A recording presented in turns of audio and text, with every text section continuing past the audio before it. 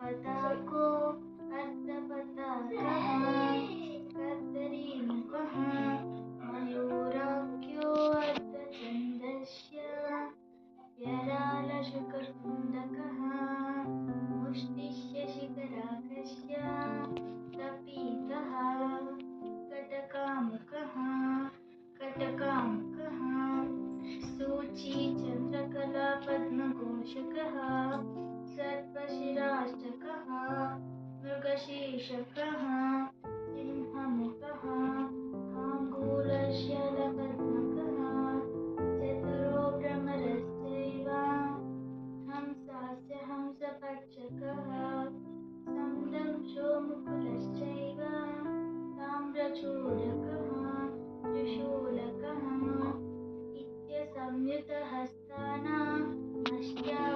సంయుతహస్తానామష్టావింశతిరీత్తः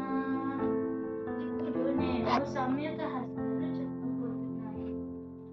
అంజలిష్యకపోతస్య కర్కటః స్వస్తికస్తతః డోలాహస్తతః పుష్పపుత్తా ఉత్సంగో శివలింగకః కటకావర్తనశ్చైవ కత్తరీ స్వస్తికస్తతః శకటః శంఖచక్రై చ సంపుటః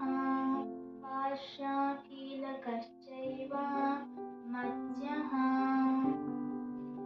కూర్మో వరాహస్య గరుడో నాగబంధకः కర్పో బేరుండకస్య